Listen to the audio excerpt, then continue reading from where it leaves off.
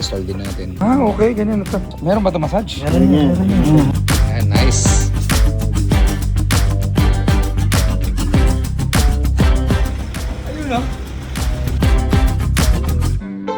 So, alam nyo naman na madalas nasa biyahe tayo at madalas malalayo ang biyahe natin at madalas natutulog na tayo halos sa kotse. Meron akong bagong project dito. Ang ginawa ko is yung isang van ko, kinumbert ko yung upuan. At wala akong ibang maisip na pwedeng gumawa kundi yung kaibigan ko na magaling yan, okay? So, tara, samahan nyo ako at tignan natin kung ano magiging itsura ng van natin pagkatapos, okay? Tara! Hi everyone! So ayan, napapunta tayo ngayon doon sa gumagawa ko ng upuan, mga seat cover, nagko-customize ng upuan ko. So yung isa kong van, pinako-customize ko kasi nga pag mahaba yung biyahe, kailangan nakakatulog talaga ako ng maayos. Pinako-customize ko yun, nagbili ako ng maayos na upuan para at least sa biyahe nakakatulog tayo.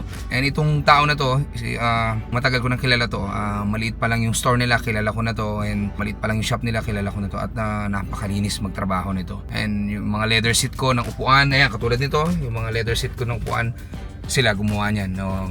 Lahat ng mga sakyan ko, naalala ko dito before, nung may adventure pa ako, sila din. So, sa Fortuner ko, ganun din. So, lahat ng mga leather seat ng mga ano ko, sasakyan ko, sa kanila gumawa. Yung mga upholstery, sa kanila rin. Yung even yung mga upholstery ng mga lazy boy ko, sila rin ang gumawa.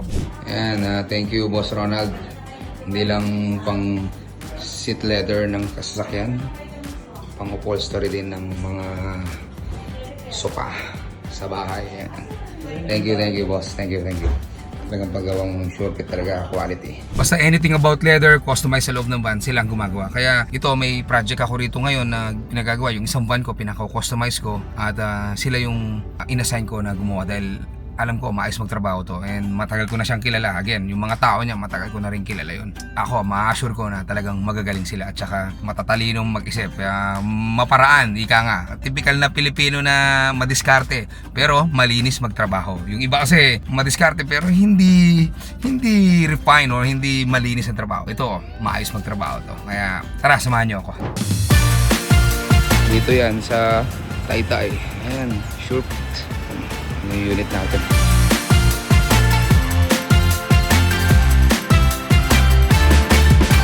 So ayan, binaklas natin lahat ng upuan dito para maglagay ng bagong upuan. So inaayos yung wiring, maglagay tayo ng bagong center console.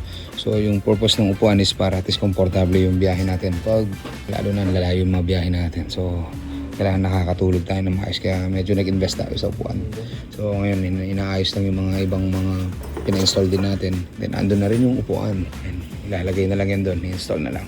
Ito pina-wood na flooring natin para maganda. Excited na ako dito.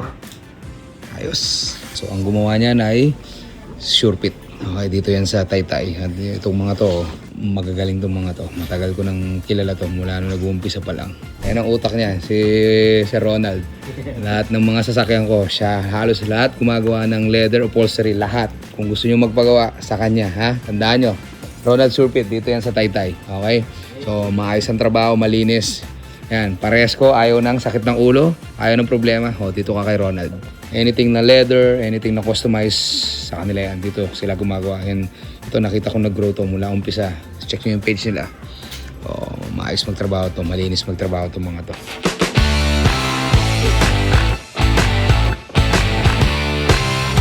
Yun. Panis. Oh, panis. Okay, galing ha. Ayos. Ah, okay, ganyan. Yung ano, massage. Meron ba ito massage? Meron yan. Ano? Dito yan. Ito. Wow, ayos ah. Yan, nice. Lagyan natin dito, oh. Yun, oh. Charging. Panis. Ito yung console. Ganda, oh. Nice.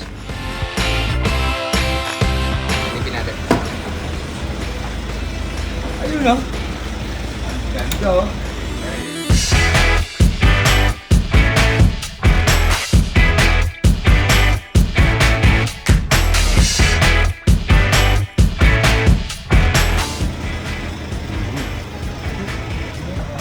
Unit natin, oh. Ayos.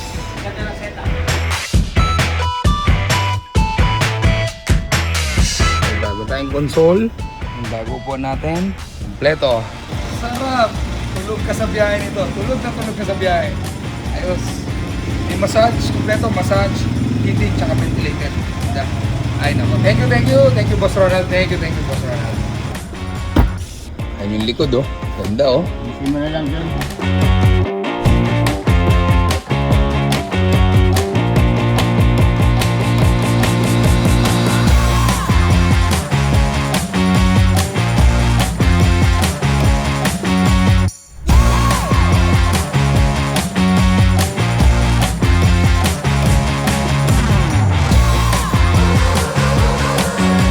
Kuya Long? Kuya Long, kamusta Kuya Long? Ha? What do you do for a living? Ayan, ayos.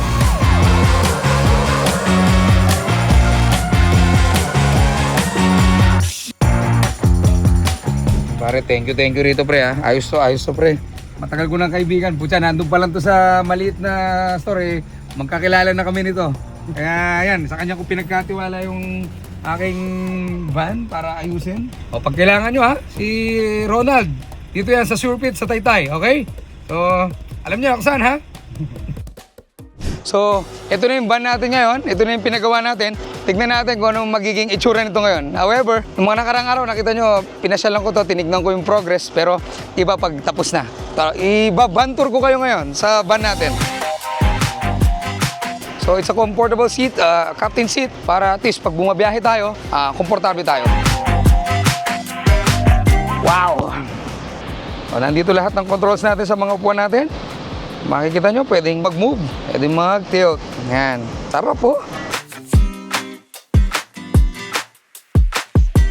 So talagang makakapagpahinga tayo kasi karamihan ng mga biyahe natin malalayo. Kaya kailangan natin ng komportableng sasakyan. May massage din pala to ha. So ang dami niyang features. Pag gusto natin magtrabaho at kakain, ito yung ating lagayan, tray. Maraming salamat doon sa kaibigan natin na pinaganda yung ating sasakyan. Pati yung wood flooring, kanila yan, yung wood flooring na yan. Yan, pati yung mga ceiling na yan, yan. Pati yung center console na yan. Yan, sila lahat ang gumawa niyan. So kung kailangan mo ng swimming pool equipment, swimming pool construction, alam mo na kung sino hanapin mo. Pero kung kailangan mo ng ganito, na customized na van, customized na upuan, customized na mga upholstery, anything about leather, hanapin mo si Surepit, okay? I-search nyo na sila sa Facebook. Ilalagay ko rin sa comment below. Alright? So ito ulit si Tinsay at your service.